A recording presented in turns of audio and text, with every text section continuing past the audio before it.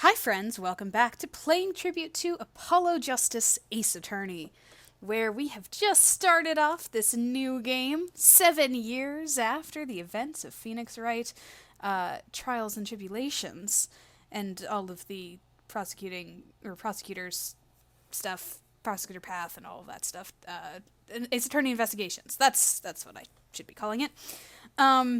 And there's some mysteries surrounding all of that, and what happened in those 7 years, and what happened 7 years ago, and all of those things are things that I'm not going to tell you because the game is going to tell you, and I don't want to spoil anything. So, let's stick with the case at hand, shall we? So there's some mysteries that Phoenix has said that are things that we need to solve in this case. Like what's going on with the cards? Why were the cards switched around after the murder? And the fact that maybe Olga was helping Shady to cheat, but then it was saying that that Phoenix wasn't cheating because he was actually using his courtroom skills in poker, reading people, and he's telling us that we can read people too. So we have to look at their body language. So let's see if that comes into play at all here.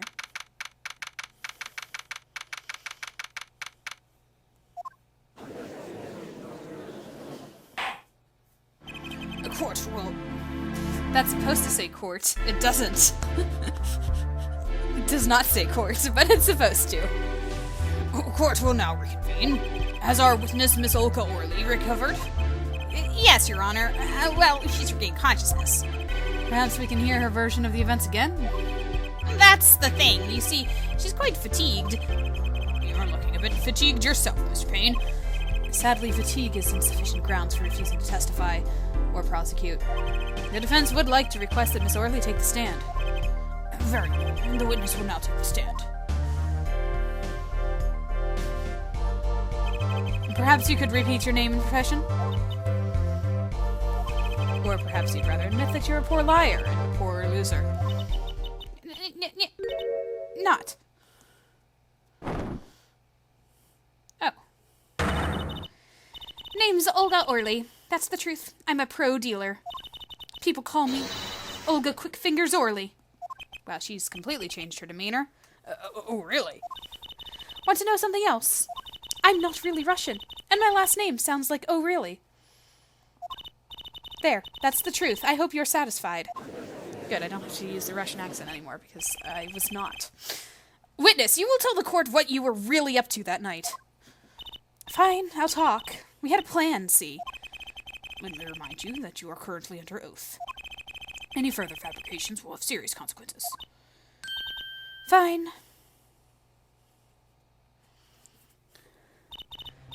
I love how she has, a card around her neck, but it looks like a Yu-Gi-Oh card. If you know what a Yu-Gi-Oh card looks like, it looks like a Yu-Gi-Oh card. Like I said, I'm a pro. That guy Smith hired me to do what I do best. I was planted at the Borscht Bowl Club several days prior to the night of the game, as a waitress. So you were in cahoots with the victim? Not that he needed my help. Smith is a well-known poker player in some circles. But winning wasn't the main purpose of this game. It was about destroying a legend, the unbeatable Phoenix Wright. The plan was simple, elegant, really. You see, we set up a trap of sorts.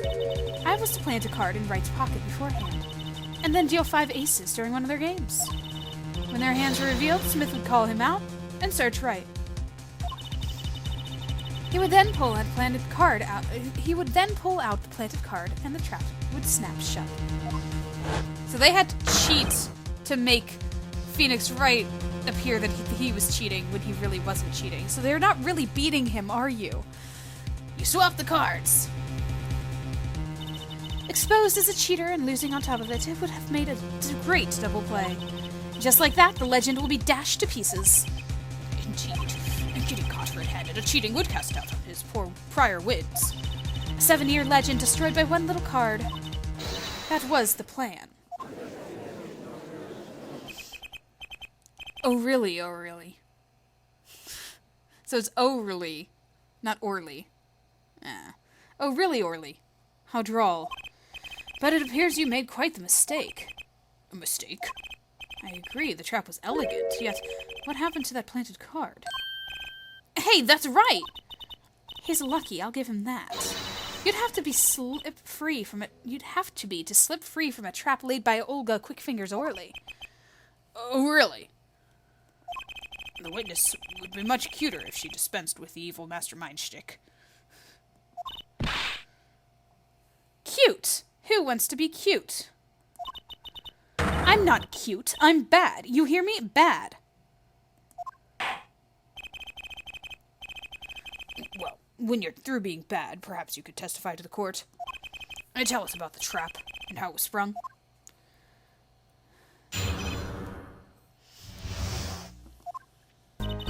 That night, I planted the card like I was supposed to, and Wright lost the last hand just like he was supposed to. Then Smith searched him. Wait, why would he search him if he lost? Why would the problem be... But the planted card was gone. The trap failed. The next moment, Wright picked up the bottle and swung it.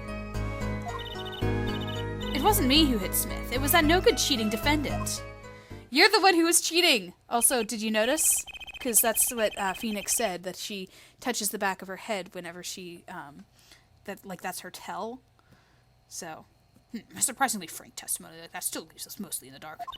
The trap was perfect, I tell you, perfect, if that rotten cheater hadn't messed it up. Look who's talking! Well, the testimony, for what it's worth, is all yours, Mr. Justice. With witnesses like her, who needs criminals? And with defendants like Mr. Wright, who needs a prosecutor? Okay, no, I have a problem with the fact that he lost. Why would... So everything went according to plan. Exactly. The fifth ace came up, so it's obvious the switch went off without a hitch. Once the extra card was found in his pocket, Wright would be forever known as a cheat and a fraud. And there are worse things to be known as, I suppose.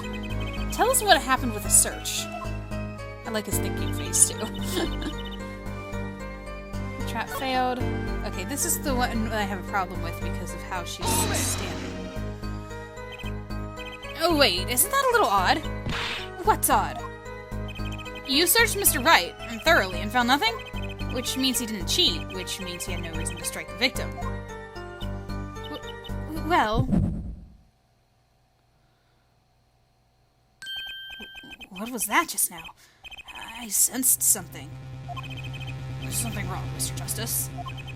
No, nothing, Your Honor. What to do? Should I press her a little harder? Always press harder. Miss Orley, you're hiding something. What are you talking about? Me, Quickfingers Orley, hide something? And the defense will refrain from baseless accusations. I have one question for the witness, then. You say you saw the moment the defendant hit the victim? Is this true? Of course it's true. I did see it. Honest. I saw it when Wright hit him. With my own eyes I saw it. What's this weird vibe I'm getting? That witness, for instance, Miss Orley. She would touch the back of her neck during certain parts of her testimony. Did you notice? Touching her neck, was it? And this is the gimmick of this game. Whoa, what's going on? The sensation. It's coming into focus. And there, that twitch, it's so clear. It's like I could perceive her habit, like I couldn't before. Gotcha! Gotcha.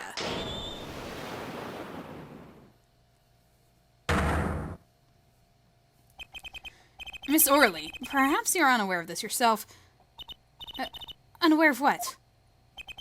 Whenever you get to a certain part of your testimony, you touch the back of your neck with your left hand. My neck? So what? What indeed, Justice? I hadn't noticed anything of the sort. When she says that part of the testimony, she's subconsciously recalling something. Her body reacts to the memory, and she touches her neck. I'm sure of it. A memory? Would someone care to explain what he's babbling about? This is highly unusual. But let's ask the defense. You claim the witness is remembering something. Maybe you have evidence of her memory to show us? Her habit is scratching her neck whenever she talks about the moment of the crime. So what would remind her most of the moment of the crime? Miss Orley, whenever you recall the crime that night, you scratch your neck. I've noticed it happens when you think about the moment of the crime. There must be some reason behind this habit of yours. I believe the weapon that left the an inerasable impression on your neck is this. I was just checking that other page because I forgot what was over there. I think it's the bottle. Whenever she talks about the moment of the crime, she touches her neck. And what reminds us more of the moment than this bottle, the murder weapon? But something doesn't fit. If you were only the witness to the crime, why would that make you touch your neck like you're in pain? What's he talking about now? It was Mr. Smith, the victim, who was hit. Not you.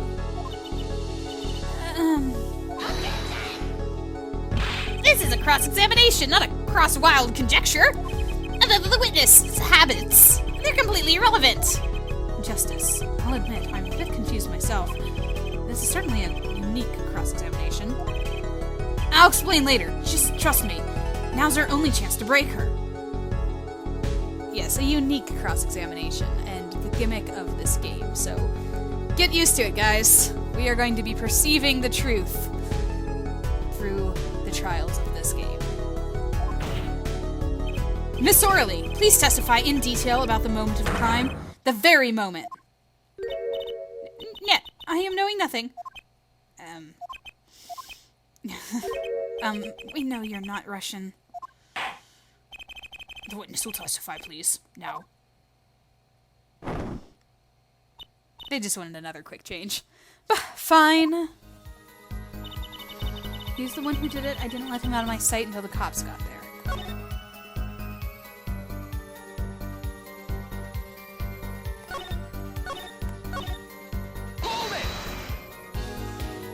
You seem uneasy. You try sitting up here. My eyes are darting all over the place. I must be getting warm. Tell me, after the crime, what was the defendant like?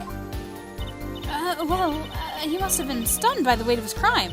He sat in a daze at the table until the cops came. Oh, that's it. That's a lie. Intriguing. I believe you've gotten all the testimony you're going to get out of this witness. So what do you think about her testimony? Her testimony is flawed. It's basically bogus. It contradicts the evidence. What's that? Well, show us the evidence, Mr. Justice. This evidence that you claim contradicts the testimony. She didn't let him out of her sight until the cops got there? I know there's some evidence that contradicts that. Like, for example, this. Remember, he had to make the call from the first floor because there was no signal in the basement. Miss Orley, we have a record here that clearly contradicts what you said.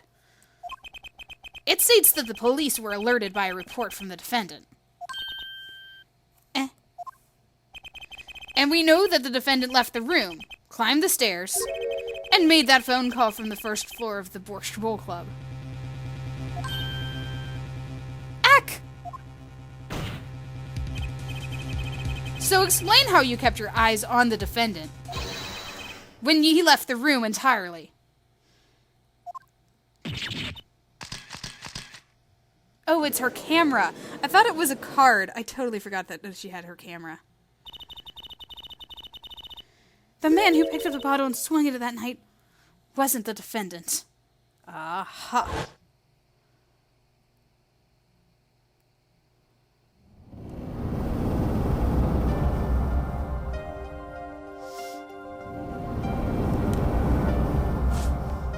We're gonna see this cutscene again. Ooh, spider. Showdown time. You dirty cheat. Check his pockets now. It's gone. The card's gone. You lose. Ah! Just then, Smith grabbed the bottle from next to Wright, and he hit me. You! Some master of cheating you turned out to be. Eek! I came to... The victim was already dead, is that it? That's why I couldn't reveal who I really was. If it came out that I was in league with Smith, I'd be a suspect for sure. Well, where does that leave us? Madness! This is madness! I'm dreaming! It must have been me who was hit with a bottle, and I'm imagining all of this. It appears our prosecution is at his wit's end, and frankly, I can't blame him. Mr. Gavin, what do you think about this turn of events? Mr. Gavin? Sir? I believe that, as the defense in this case, we are compelled to call Miss Orley a big fat liar. What? 3 were in the room the night of the murder. The defendant, the victim, and her. No, didn't we just establish there was a 4th person? That changed the card? Out? And she has a motive. A motive? Her plot foiled, the witness got into an argument with her client, Mr. Smith, and the denouement of that argument was murder. I mean, he did hit her over the head, so... What? I didn't... I'm no killer! It's a trap. Somebody's trying to frame me.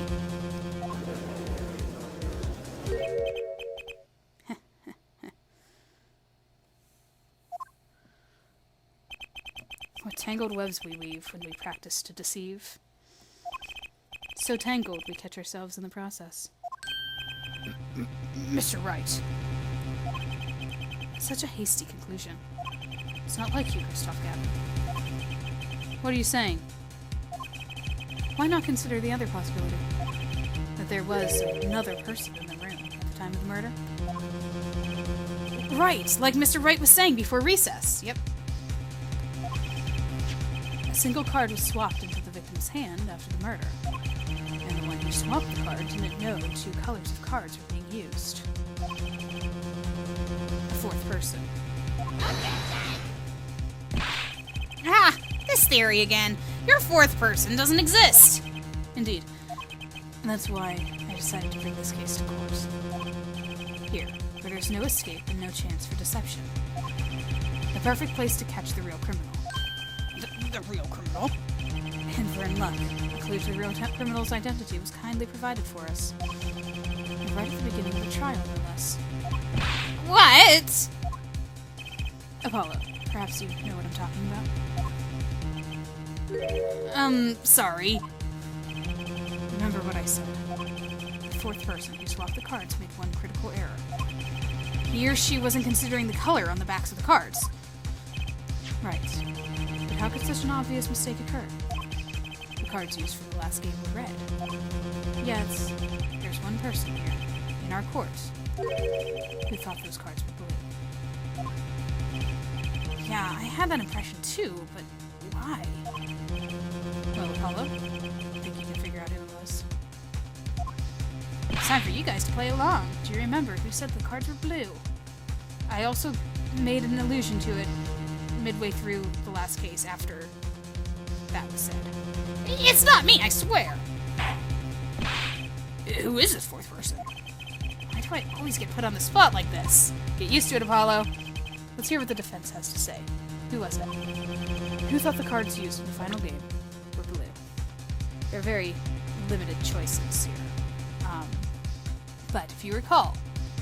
Well, actually, I think they're going to flash back to it, so I'm not even going to say it. If they don't flash back to it, I'll say it. Take back! As I expected. Your eyes and ears are as sharp as your hair. I was right!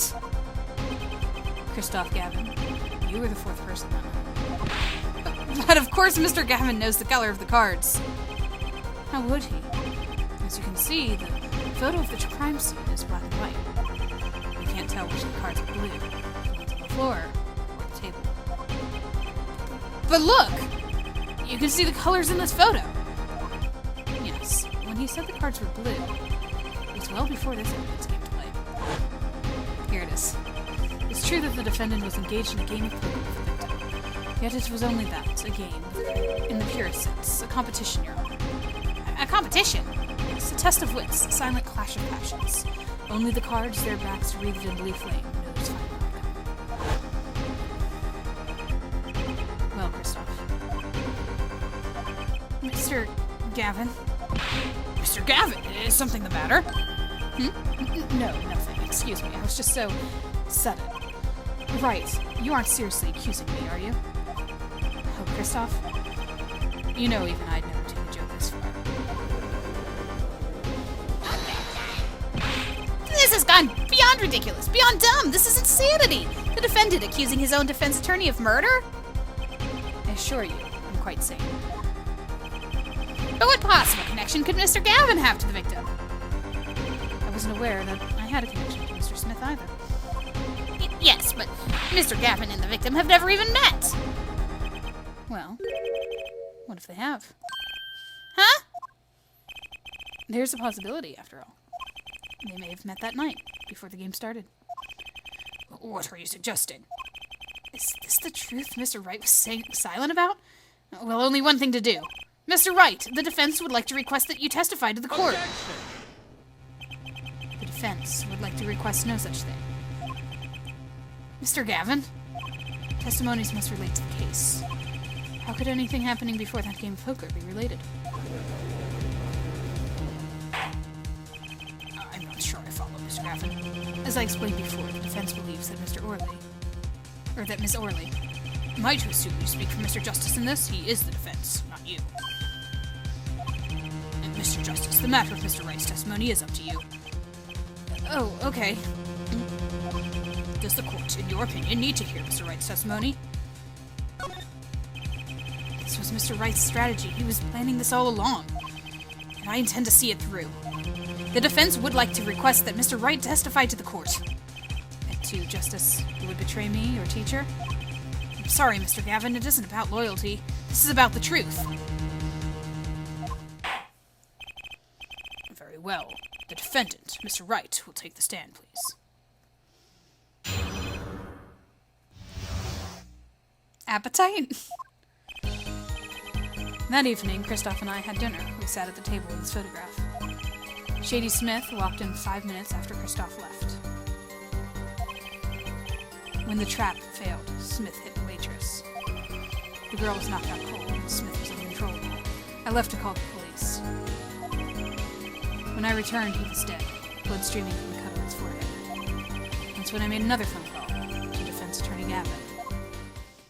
So his call to the police was not for Shady. Mr. Gavin, you were at the Borscht Bowl Club the night of the murder. I dine with him rather frequently. And he talked to the defendant on the phone directly after the murder? Quite against my will, I had become involved in a murder. I thought I might be in need of a lawyer, so I called him. You were planning this all along, weren't you, Wright?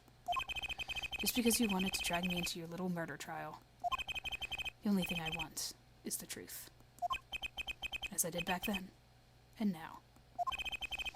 Thought my office was doing you a favor when we took on your defense. It appears that I was wrong. Very well, the defense may cross-examine the witness. Justice. Sir? He's lying, and you're going to expose him. Understood, sir. Mr. Gavin versus Mr. Wright. This can't end well. Why can't I have a normal trial? I mean, that's fair. It's his debut trial, this poor kid.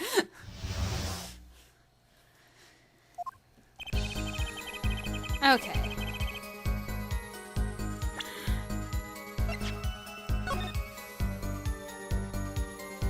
Nothing odd there, I suppose.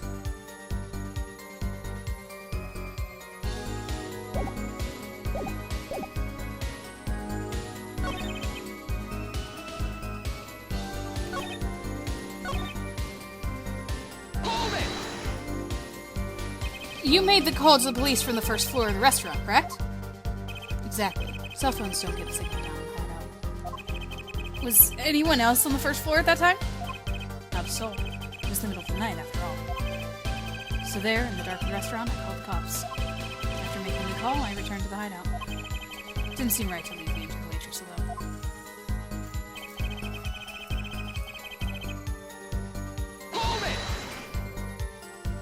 And when you returned, the victim was already dead. Yes.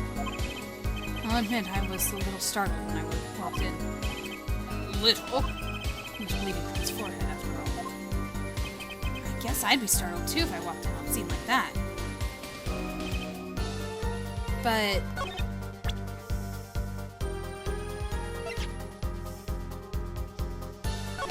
he has his hat on here. Objection! Mr. Wright, if I may? Yes. Take a look at this photograph in the crime scene. See the victim here? He's wearing a hat. I wouldn't think you could see blood on his forehead. Good point. Justice. Next time you point out an inconsistency, put a little more oomph into it. Mr. Wright, can you explain this to the court? I forgot to mention something. I was the one who put that hat on his head. You? You put the hat on the dead man's head? He wore it through our entire poker game. After calling the police when I returned to the scene, his head was in full view. Shining bright, just like in this photograph. And? I put his hat on the floor and put it on his head. Well, why'd you do a thing like that? All I can say is, I'm sorry. And that's the only thing I touched in the crime scene. So, Ms. Orley didn't see it. It being the victim's head. I think not. She was out cold. I believe I was the only one who witnessed his head. Here we go again. Mr. Gavin? Pardon. It just seems that our client is determined to lie his way through the case. Hey, he's still our client, isn't he? In any case, please continue to cross-examination. I'm afraid decisive contradictions call for decisive evidence. Oh! Push him harder, Justice. Break him. It's just you and the witness in the ring. Go for the KO. This is our client. I get the feeling that we're not on our client's side anymore.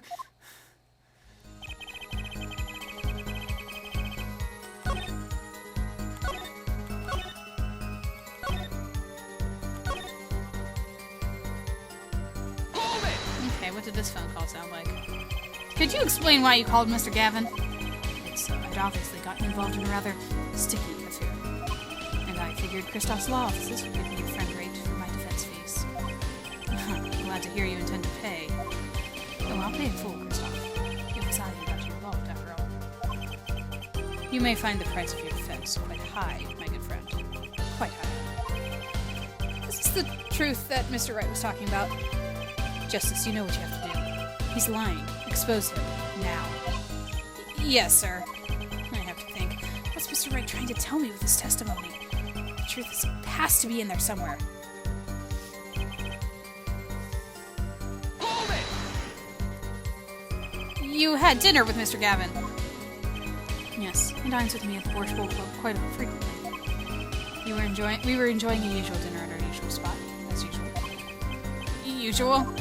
I always eat at the table closest to the end. I see. Mr. Smith was sitting. So the plates and such on the table were from your dinner? Indeed, the remnants of my meal with Christoph. We dined for 2 hours, then Christoph left. After that... Hold it! 5 minutes. So the two of them could have passed in the restaurant So the two of them could have passed in the restaurant during that time. That would have been a fateful encounter, to be sure. Oh, Mr. Wright. What was it you said? Christoph Gavin and Shady Smith may have met? I believe I did say that. Here I was all nervous about this meeting, and now we hear they just passed in the hall. It does seem like it will be his pretense for murder. Oh, it would be, if that was all that really happened. Come on, Mr. Wright. What are you hiding? Hold it! About this failed trap. This is the same trap that Miss Olga Orley mentioned. Plan was simple, elegant, really. You see, we set up a trap of sorts. Just to plant a card in Wright's pocket beforehand, and then deal 5 aces during one of the games. When the hands are revealed, Smith would call him out and search Wright. He would then pull out a planted card, and the trap would snap shut. You swap the cards. Just like that. The legend would be dashed to pieces. Yes, a harmless prank in essence. It was by a quirk of fate that I happened to discover it. A quirk? I happened to put my hand in my pocket and found a card. The card she planted. Yes, I snuck a peek at it and found that it was the 5 of hearts. I had a feeling something might happen, so I disposed of the card before the game. Disposed where? There's an empty bottle of grape juice I've been drinking right beside me. I threw the card inside the bottle. An empty bottle of grape juice. The murder weapon? Yes, I rolled it up and shoved it in. The colored glass makes it hard to see. Pretty sure it was empty. A battle of wits between the deceiver and the would-be deceived. That sounds like terrific drama. A card inside the murder weapon. That's strange. Did the police miss it in their investigation? Maybe I'll take a look. The poker head of courtroom number 3 approves of this battle of wits. Please revise your testimony with this new information.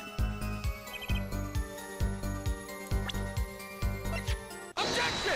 It's not there. Mr. Wright, if I may? Yes. I've examined the bottle, and I don't see any card in there. No? Mr. Wright, surely isn't all you have to say for yourself. Can't say that I know what happened to the card. I did put it in that bottle, however. Huh? Perhaps the 5th person came and took it out. Oh, and a 6th person could have helped. Mr. Gavin, Mr. Wright is your client. My apologies, Your Honor. I won't have you disparaging our investigation either. We looked inside that bottle. There was nothing. So what's going on? Is Mr. Wright hoodwinking us again? Or did the card just disappear? I believe that's enough of that. Mr. Gavin? This witness's testimony is more like a travesty. It's riddled with lies. I'm beginning to see how you came to lose your attorney's badge 7 years ago. Well, you certainly have a unique way of treating your clients, Christoph. I never knew. I believe it was you who threw the first stone. Stop fighting! Mr. Wright, if you intend to ever tell the truth about this case, it's now or never. Don't be misled. I haven't told a single lie here. Eh? When I noticed the trap, I put the card in the bottle to dispose of it. And when I put the hat on the victim's head, let's just say I had a reason for doing that as well. A reason? That reason is right here. Your cell phone? That night, recall that I spoke with defense attorney Gavin after calling the police. Just in case, I recorded our conversation. What's this? Now that we're all here, I see no reason why I shouldn't be back for the court. Christoph, I seem to be in a bit of trouble. What's this? Game not going well? Something like that. The gentleman who challenged you, he turned out to be good? He turned out to be dead. Someone hit him. Hard. You mean someone cracked that flawless bone china pate? Pate? It wasn't you, was it? Me, please. The cops should be here any minute. I'm in your hands, should it come to that. Bone china plate? Oh, it was supposed to say plate. Man, doing well with the typos here, game, for the first case. Kind of porcelain, very smooth and shiny. And not plate, but pate. Oh, no, it was right. It wasn't a typo. Pate? I believe he was referring to a certain gentleman's balding forehead. The court appreciates the defendant's discretion in not indicating my forehead. Wait a second, something's not right about that phone call. So after Mr. Gavin ate dinner with you, he left the Borscht Bowl Club? Most certainly. Then how did he know? When did he see this bone china pate? Oh, that's right. Yes. And that was when I began to see my good friend in a different light. Troubled, I returned to the crime scene. And when I spotted Mr. Smith's head again, I realized exactly what was wrong. Well, Mr. Gavin, the stage had been set. Perhaps you would like to explain this to the court. Exactly how did you come by your privileged knowledge of the victim's head? So, this is your reason. The reason why you put the victim's hat back on. Your point, Mr. Gavin. come down to this, hasn't it, Phoenix Wright? Order. I will have order, Mr. Payne. Yes, Your Honor. I believe this court has been left with no other choice. Are you prepared to hear defense attorney Gavin's testimony? Well, as a prosecutor, Very well. We'll break for 10 minutes, after which Mr. Gavin will take the stand for a cross-examination. Are we all clear on that? Crystal clear, Your Honor. Very well. This will be the final recess for the day. I wonder what he talked to the judge about earlier, though, whenever he was in his chambers. Mr. Gavin and Mr. Wright are both in the judge's chamber. Oh, now they're both there. Who'd have thought today would turn out like this? May I?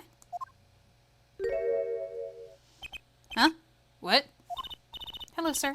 Please, pick a card. What's all this about?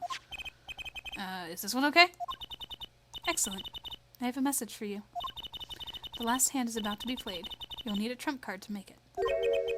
A trump card? The card you've chosen is magical. Use it wisely, and the game is yours. That's all. An ace. Where do I remember that card from? Mr. Smith's hand has 3 aces, Mr. Wright's 2. It's 5 aces in all. It's true, I've seen it, the 5th ace. There was cheating.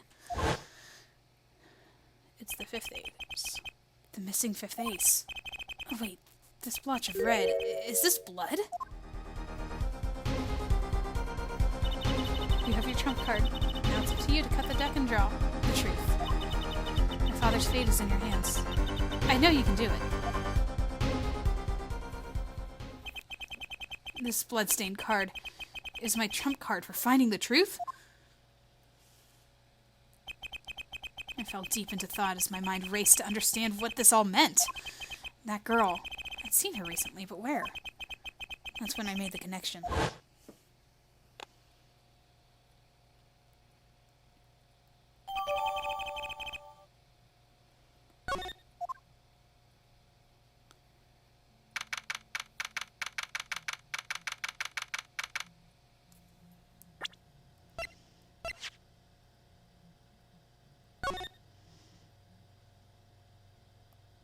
It is red on the back.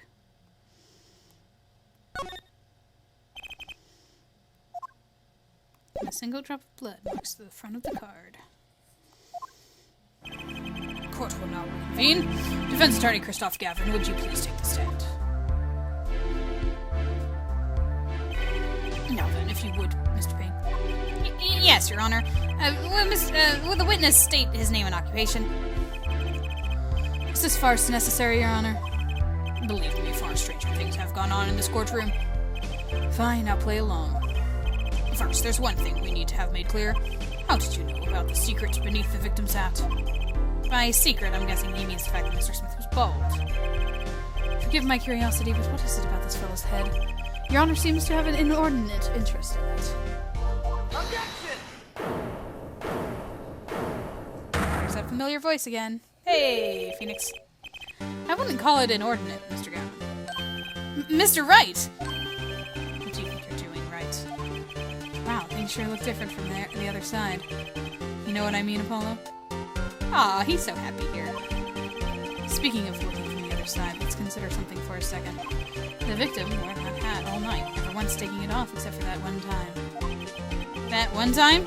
Being the instant he was hit. Oh.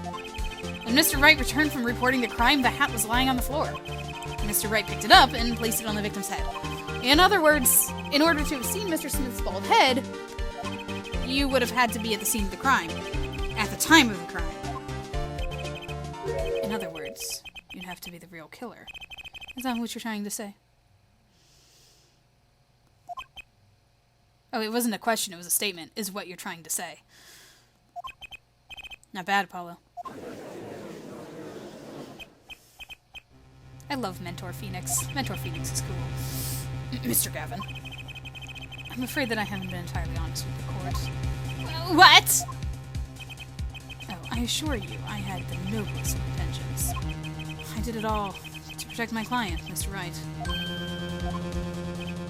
Yet I'm afraid in the current situation I see little reason to hide anything. Very well. Allow me to tell you the truth of what happened that night. Finally, you may begin your testimony. Tell us, how were you involved in the events of that fateful night?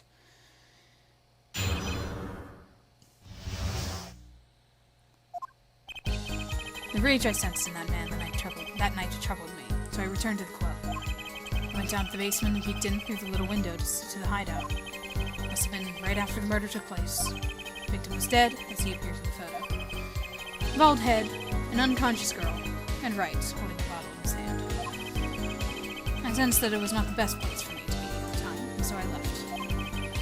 That's when the call came from Wright. So, you witnessed the murder? For better or worse, I missed the actual moment of the deed. Mr. Gavin, may I remind you that you are on Mr. Wright's defense team. Your testimony is clearly disadvantageous to your client. What else could I say? I'm standing on the witness stand, after all. So you are, Mr. Gavin.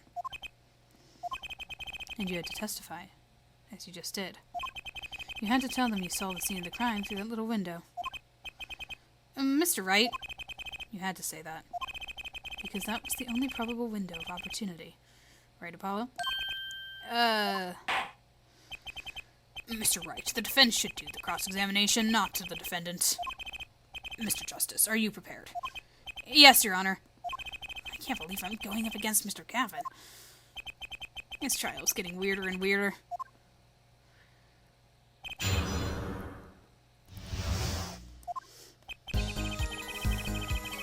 The rage?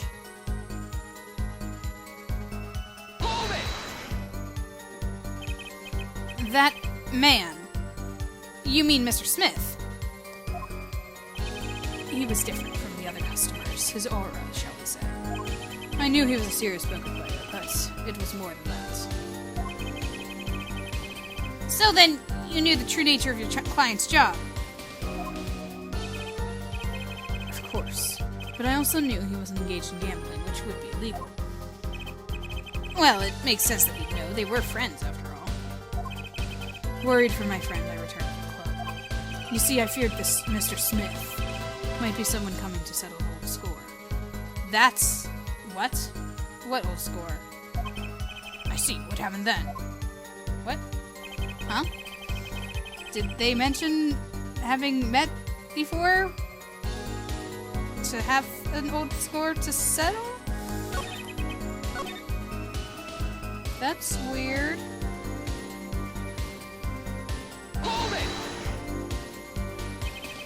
The little window. You mean the one used to keep watch up the stairs? Yes, a relic of the ancient past. The Black Marketeers used it, I believe. Why didn't you go through the trouble of peeking in through the window? Wouldn't it have been easier to just open the door and go into the room? I didn't want to upset Wright, you see. Upset Mr. Wright? Yes. What if my fears had been unfounded? I'd be walking in on their match. Bad form, to say the least. So far, everything he's saying makes sense. So I looked through the window. I'm wondering whether it was like a area of sight thing. Like, would he really been able to see everything he says he saw? How do you know it was right after the murder? Really, no need to shout, Justice. I was just getting to that part of my testimony. Ah, there he is. The coolest defense in the list. We know and love. Even when you're standing up there on the witness stand, some things never change. I was afraid you'd change too, Wright, but you haven't. You and that overbearing personality of yours. With friends like these, who needs enemies? Which photo is that? By photo, you mean the second photograph of the crime scene. Precisely. You see, he wasn't wearing his hat.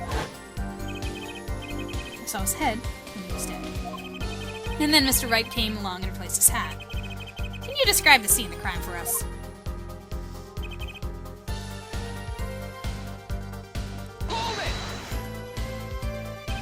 Those were the only 3 at the scene of the crime? Yes, as far as I saw, at least. Then we're back where we started. The killer was the defendant, Phoenix Wright. Who else could it have been? But why didn't you talk to the police? 2 reasons. First, I didn't actually witness the very moment of the crime. Second, my office was asked to defend rights. Even after seeing what I had seen, I couldn't abandon my friend. Objection! There must have been someone else there at the moment of the crime. Justice, I just said I saw no one, not a soul. But that goes against what Mr. Wright said. Ah, yes, this mysterious 4th person, who would conveniently be the real killer, I suppose. Glad to see we agree, Mr. Gavin.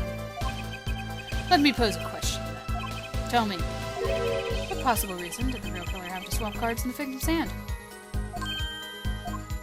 To make the motive? Perhaps you can show us a reason why such a thing would be necessary? How can I show something I can't find myself? Remember, Apollo, the card that was swapped out was the 5th ace. The 5th ace, right. Well, Mr. Justice, the question of why the killer would swap out a card has been raised. Can you point to a reason?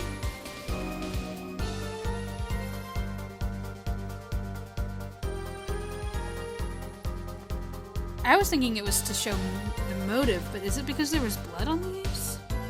But why would that be a problem?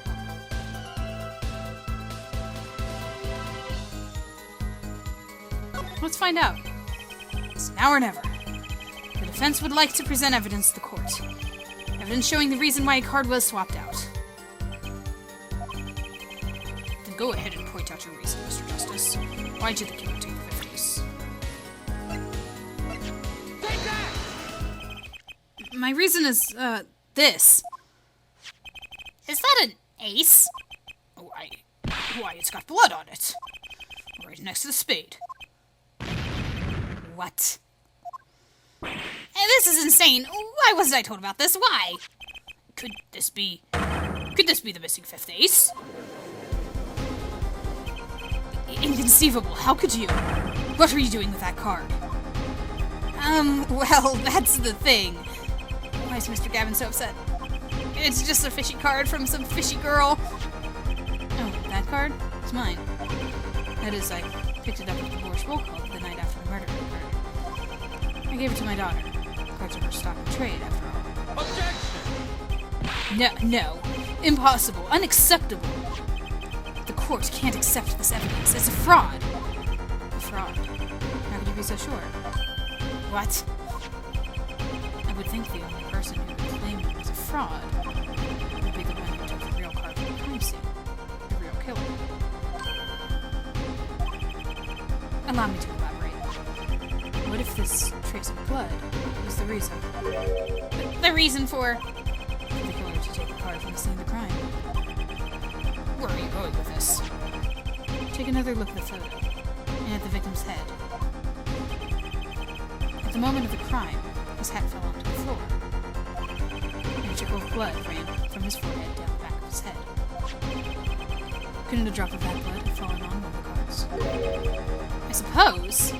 The killer then took the card to hide the blood. Objection! Regardless, that evidence is non-permissible. Right. Regardless of how you wasted the last 7 years, you used to be a lawyer. You know what a serious crime it is to conceal evidence. We can discuss the finer points of our legal system later. What's important now is that I've answered your question. What are you talking about? I wanted to know why the killer would have taken the card from the crime scene. And now, I've told you. The one drop of blood and decisive evidence, you see. Objection! This is baseless conjecture. Baseless! Objection! That was Apollo's voice. No, it was Phoenix's voice again. Oh, I assure you, it's quite based. He's getting in serious mode. What? It's amazing, really, how a single drop of blood on a single card can lead us to the truth. It's quite simple. Well, Apollo. Yes. Try picturing the scene of the crime. In your head. 3D mode.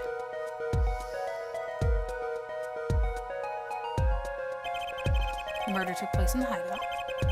The body of the luckless victim was found at the poker table. And before the killer swapped a card out, there was a single card with a drop of blood on the victim's hand. Yeah, but if it dropped backwards, it wouldn't have been on the table. Given this, There's one decisive problem with the scene. Yeah, because it's dropping backwards. Well, what is it? Let's keep it simple, shall we? Given that there was a drop of blood on a card, whose position in this diagram doesn't fit? The victims, the killers, the witnesses, the second witnesses.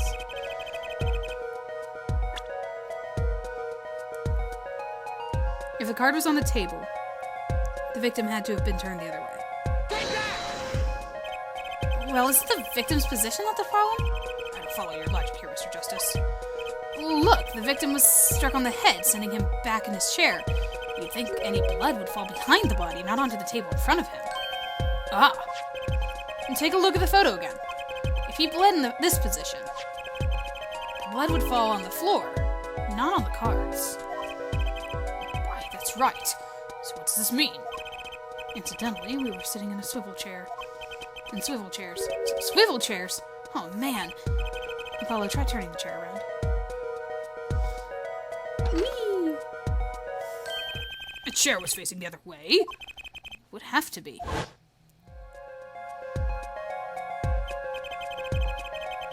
So we have to assume that at the time of the murder, the victim's chair was facing away from the table. When Mr. Wright returned from informing the police, which way was his chair facing? When I came back to the room, the body was facing as seen in this photo. That would mean the killer turned the chair back around. Let's take the next step. Look at the diagram once more. We know how the victim was facing away from the table at the time of the murder. But this creates another significant contradiction. Again! Let's test your reasoning skills again, shall we? Apollo, whose location in this diagram contradicts our new understanding of the crime? The victims, the killers, the witnesses, the second witness? Whose location creates a contradiction if the victim was facing away? The killer, because the attack came from the front. And the victim was struck from the front, correct? Indeed. Oh, well, wouldn't it be hard for the killer to hit him from the front? Sitting where his indicator currently is? I would think it'd be quite hard, yes. Yes, but what you're saying makes no sense. Why would the victim suddenly turn to face the wall in the middle of a game? I believe a sufficient reason will soon come to light. What? There's something in this diagram that makes far less sense, actually. Look again at the diagram. Apollo, if the victim was struck while he was sitting as shown here, where would his assailant be standing? Try marking it on the diagram. But there's no room to put a mark where the killer should be. Don't worry. Let's think it through and see what we find. We know the victim was facing toward the wall at the time of the crime. That's the only thing we know for sure. Try to forget about everything else. Where would the killer have to be standing to strike our victim from the front? Here? On top of the furniture? The killer had to be standing, here.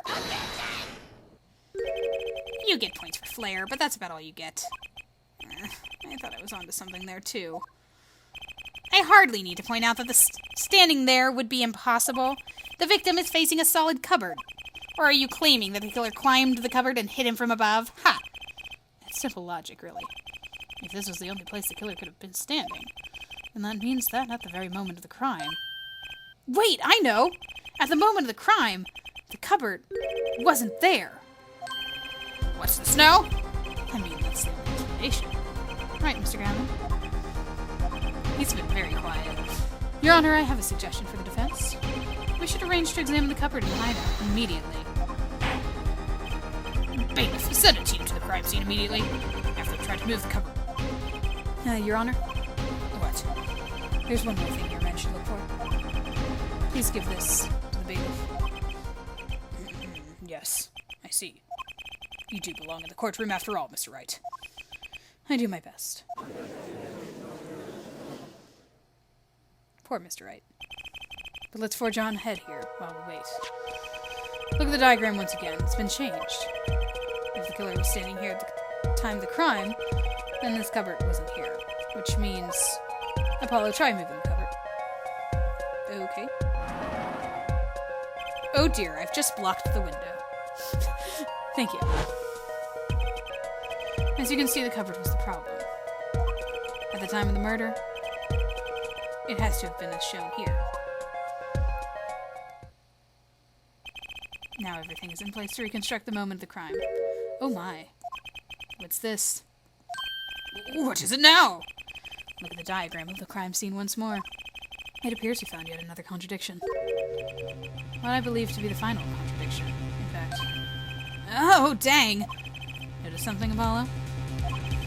Our line of deduction is rapidly approaching its logical conclusion. Now then, Mr. Justice, please point to me a contradicting indicator. Is it the victim, the killer, the witness, the second witness? Which indicator in this diagram contradicts what we know about the crime?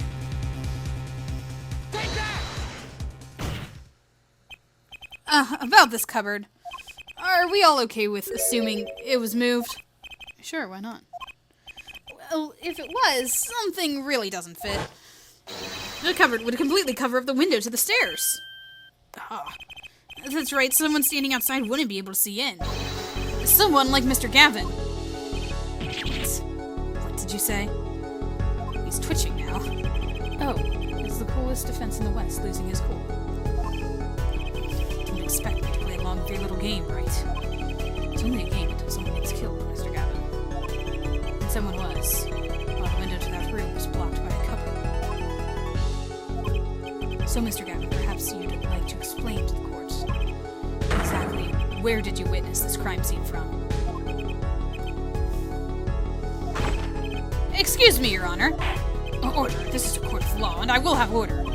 We just now received word from our investigative team at Borscht Wool Club. They've examined the cupboard to the hideout, Your Honor. Oh, and what did they find? Well, Your Honor, turns out there's a secret passage behind it. What? Yes, I believe I mentioned something of the sort before. This is one of the tricks of the room. Many of our regulars know about. I do remember him saying something about that, now that he mentions it. A secret passage is a handy thing to have when you're engaged in legal goings-on. Never know when you might need to duck away from the eyes of the law. So the room has a secret passage. Where does it go?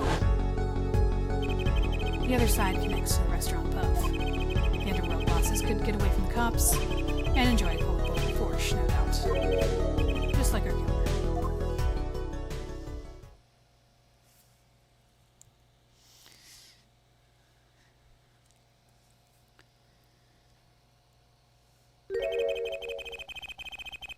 You see where our line of simple deductive reasoning has led us, Apollo? I see it, but I don't believe it. And that girl wasn't kidding when she said I needed this trump card for the last hand. At the time of the murder, the window was blocked and the victim's hat was only off his head for the few minutes between Mr. Smith's murder and Mr. Wright's return from calling the cops. In other words, the only place anyone could have seen the victim's bald head was from inside the hideout. Well, Mr. Gavin, come on, say something. Dare I ask what really happened that night? Actually, I think we can probably figure it out ourselves at this point. That night, for whatever reason, our killer had a date with Mr. Smith, a date with destiny. There he crouched, hidden in the secret passageway behind the cupboard, holding his breath and waiting for just the right moment. Then the chance came, and he took it.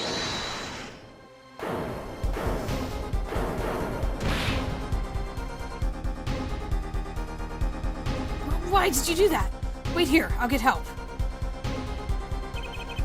Miss Olga Orley was out cold, struck by Mr. Smith.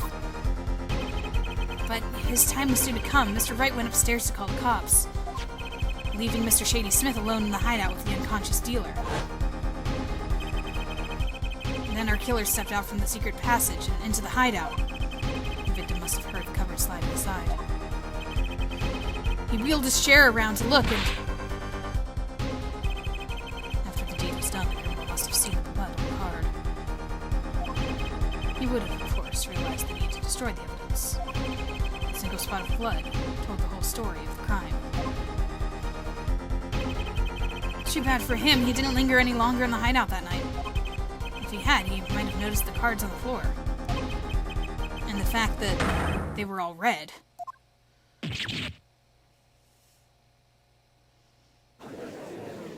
He does really keep his cool.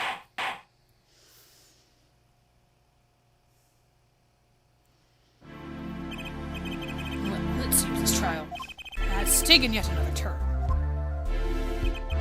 Truly, truly sorry I had to see this day come, Mr. Gavin. Mr. Gavin? Mr. Payne. Yes, Your Honor. The prosecution will continue its investigation. As for Mr. Phoenix Wright, the defendant, he is hereby cleared of all suspicion. Ah! Believe me when I say that I don't believe this is happening, Mr. Gavin. But I'm afraid circumstances call for me to issue a warrant for your arrest. Immediately. Objection!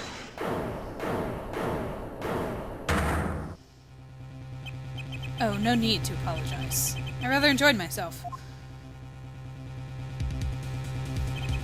It's not every day you get to witness a legendary attorney's dirty tactics firsthand. Your points, Mr. Gavin. Frankly, Your Honor, I'm shocked that a person of your caliber would be taken by such a low-grade parlor trick. Excuse me. The defendant is cleared of all suspicion? This is hardly the time for jokes, Your Honor. Mr. Wright hasn't proven anyone's guilt or innocence here. What he has done is use illegal evidence to put the blame on someone else. And not just anyone else, but me, his own defense attorney. Illegal evidence? Objection! Let me ask you, Mr. Gavin. Is there still any reason, at present, to suspect me of wrongdoing? Of course. This bottle, for instance. The bottle of grape juice Mr. Wright was drinking? How do you intend to explain away the fingerprints on the murder weapon? And not just any fingerprints. Am I right, Mr. Payne? Actually, yes. The fingerprints on the bottle were upside down. I seem to recall this being an issue earlier. The court and this case demand an explanation. I can think of only one reason why one would hold a bottle upside down, and that is to hit someone with the bottom of the bottle. Well, Your Honor. Let's see how the caught fish squirms at last. Well, bottle. Yes. Your boss seems awfully concerned about this bottle still, but I'm sure you can come up with a suitable explanation, just like that. Yeah. Just like what? Why would anyone grab a bottle upside down other than to... Don't let him trick you into thinking his explanation is the only legitimate one. Is there really another? Take another look at the court record. I believe you'll find a simple answer there, in plain sight. How about you just say the answer in plain words? It would be hasty to deliver a verdict with unanswered questions, indeed. Well, Mr. Justice, Mr. Gavin said that the court and this case demand an explanation. And don't worry, justice won't leave until justice is done. Perhaps the defense would care to enlighten the court. What evidence do you have to explain why the fingerprints on the bottle are upside down? I will say this is a trickier one. I can't remember whether in my first playthrough of this game I was able to figure it out quickly. It is very much a logical kind of thing that you have to go with. But why would somebody pick up a bottle upside down? And the answer is in this picture.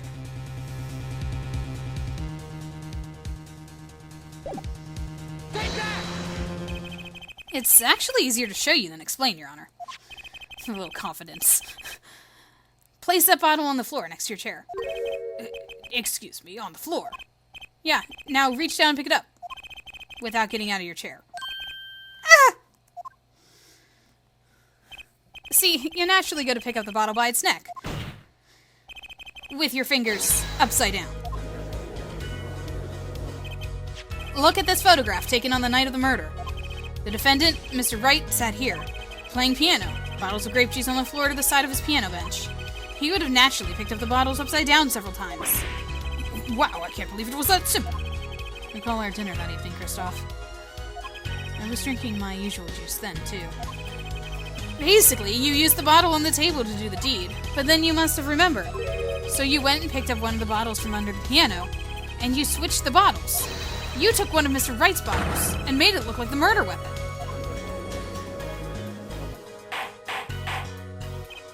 Order, order! What do you have to say to these charges, Mr. Gavin? Fascinating. So this is the legendary attorney's famed tactic of misdirection. What? You claim that I switched the bottle. Where's your proof? Proof? Well, that's, as I thought, more baseless conjecture. I'm afraid your bottle of proof is quite empty. Objection! I wouldn't be so sure about that. Your Honor, when you initiated the investigation of the hideout earlier, do you recall I requested an additional investigation? Yes. I have your memo about that here. Retrieve the bottles from under the piano at the Borscht Bowl Club. And here's one of the bottles in question. Was you going to dust that for fingerprints too? I wouldn't be surprised if anywhere on that but his.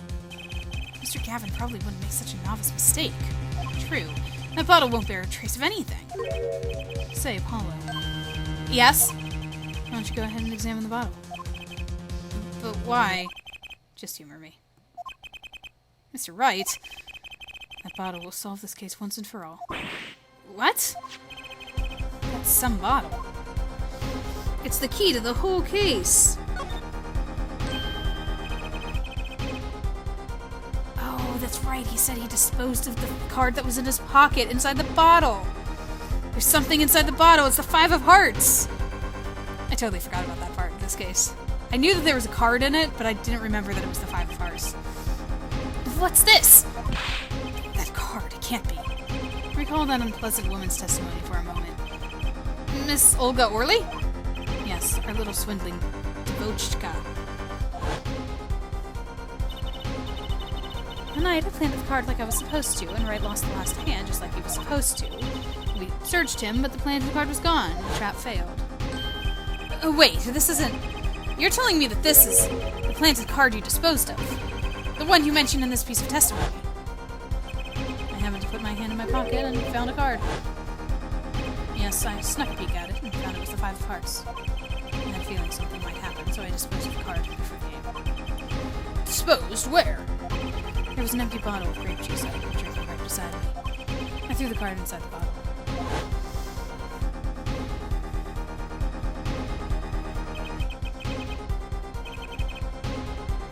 Five of Hearts. This is the card. Right, because we were all like, but there's no card in here. That's so strange. That's why, because it was the only bottle down there was the murder weapon. So this was the only thing that could have been switched out. The bottles were swapped. And the only one who could have done that was the fourth person in the club that night. You, Mr. Christoph Gavin.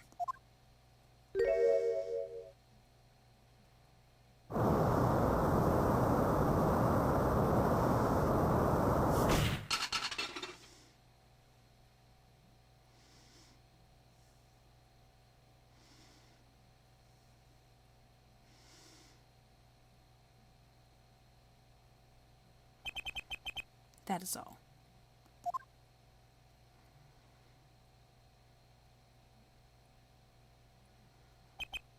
Is this your idea of revenge, Phoenix Wright? Revenge? Revenge for the events that took away your attorney's badge 7 years ago. My past is like my logic. Straight and true. Nothing's changed. All I did was point the finger of justice in the proper direction. That's me. The finger of Apollo Justice. Fine. I'm glad we could have this little tete-a-tete. Right. This is insane. What about me? Don't I get to prosecute anyone? You can prosecute Gavin later. I believe this time we've finally come to the end of our trial. Mr. Payton, do you have a report for us on Christoph Gavin? He's admitted everything. We're processing his arrest now. I wonder if you guys thought it was Orley. Olga Orley. Because there's always pointing the finger at the extra witness or whatever, especially in these first cases where it's like, oh, there's only 2 witnesses and one of them's the defendant? I see. So one has to wonder why he would do such a thing. He didn't even have a connection to the victim, did he? None that we know of. Mr. Wright, have you anything to add? I'm afraid I can't shed any more light on the matter. About this victim, Mr. Shady Smith. His occupation was listed as traveler. An odd profession to be sure, and that's all we know about him. I'll arrange a follow-up investigation, Your Honor. Good. Mr. Wright? Yes. 7 years, and you still haven't lost your touch. Christoph Gavin was a man with much significance for me, both as a friend and a lawyer. He was extremely talented, to be sure. I needed two things before I could confront him. First was a place where no injustice would be tolerated, this courtroom. The second was a man who would tolerate no injustice. In other words, a defense attorney. You, Apollo. Me? A dark time is coming for our legal system. A twisting of justice brought on by our very own court system. We have to set it right. Mr. Wright? Our work lies ahead of us, and I, for one, am looking forward to it. Aw. Gotta love chill, right? Well, this seems like a good time to announce a verdict. This court finds the defendant, Mr. Phoenix Wright, not guilty. Yay! Confetti! Cheers! Applause! Clap, clap, clap, clap. Court is adjourned.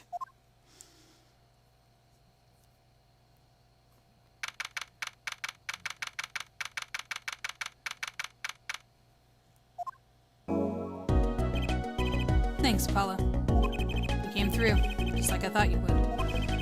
I'm pretty sure I didn't do a thing in there. It was you who cornered Mr. the killer. I couldn't have done it by myself. You sensed it too today, didn't you? Your ability. Ability? Yes, a sensitivity I lack. You'll come to understand it soon enough. Oh, wait, I wonder if he means... One question for the witness, then. You say you saw the moment the defendant hit the victim. Is this true? Of course it's true. Go. What's this weird vibe I'm getting? What was that, Mr. Wright? You'll have to find the answer to that question yourself. The answer. Right. Today was full of questions without answers, most of them about Mr. Gavin. What possible reason could he have to commit murder? Perhaps you'll learn that in the days to come. Huh? Wait, you don't know, do you? This locket is the key. Huh? Oh, that reminds me. I met the girl whose picture is in your locket. Your daughter, right? That's right. She's my daughter. You know, you were right about this locket. Oh. Wait, was that... Sorry, that was Phoenix talking. You know, you were right about this locket. Eh? I took this off his neck the night he died. But it looks like our dear Russian scam artist saw me. So the truth is, this locket really did belong to him. Oh, wait, but that's perjury. You testified. You said that locket was yours. I said no such thing, actually. Huh? I merely said that it was a locket with my daughter's picture inside. A subtle distinction, but a distinction nonetheless. It's true. He did say that. And it's the truth. Wait, but then why? Why was the victim wearing a locket with a picture of your daughter inside it? Sometimes the straightest path to the truth isn't the best one. Give it time. You're still just getting started with your career.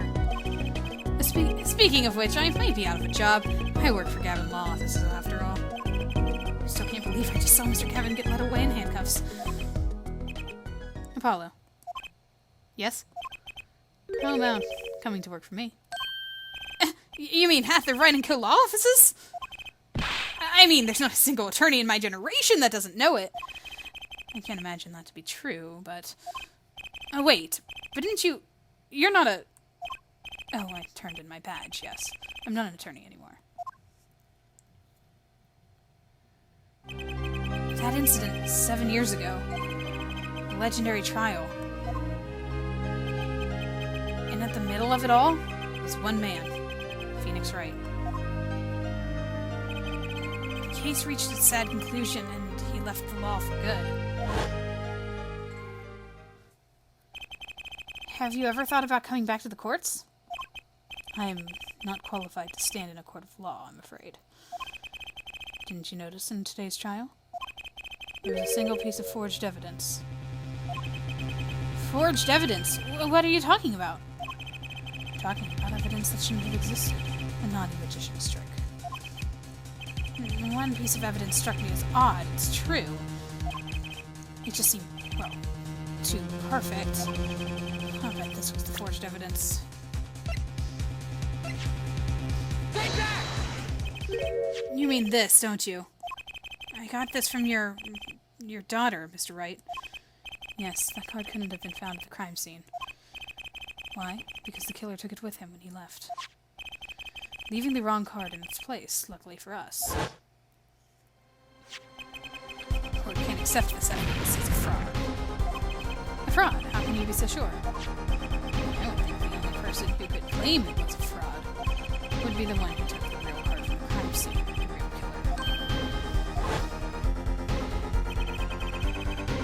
killer. My verdict was already handed down 7 years ago.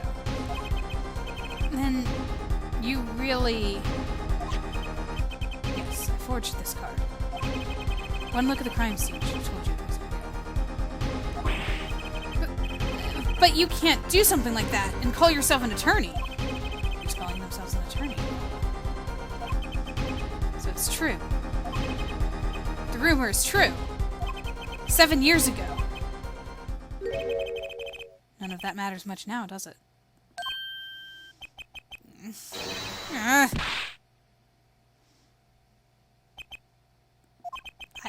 I punched him. It's your story from here on out, Apollo. Perhaps I can help you turn the next page. My office's address. Drop in if you like. Mr. Wright. Oh, about your uppercut. Try yelling, "Take that," next time. I find it packs a little more punch. And Apollo, thanks for today. I had a good time.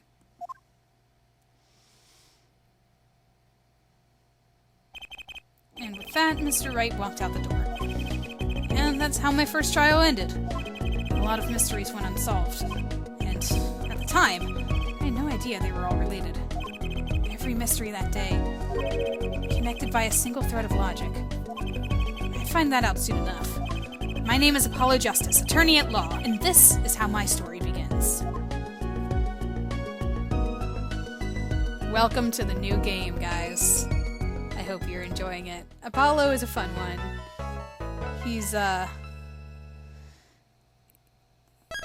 He's very loud and very energetic. And yeah, Turnabout Trump is pretty good as far as tutorials go. I do think, though, I feel like this was my least favorite case of this game. I don't know why. I don't know what it is. Every time I think of this case, I almost don't want to... Like, when I thought of playing this case just now, I'm like, ugh, I have to. Do I have to play this game? It's not the game, it's the case. Because I think my favorite case is the third one, so we'll get there soon enough. But yeah, but it's not bad. Maybe I don't like it because of the forged evidence, and that's like a thing that happens. Because we have, we've entered what they call the Dark Age of the Law, where we're trying to fight for, truth and justice and all that stuff, but we are, it's already kind of been an uphill battle as far as these cases go, where everything's like guilty until proven innocent, and the burden of proof is on the defense and all of that stuff. But it's a rough go, and it'll get deeper into all of that as the game continues. So we'll see if he ends up going to Wright & Co. In the next episode next time. So stay tuned. Hope you continue to enjoy, and I'll talk to you guys next time.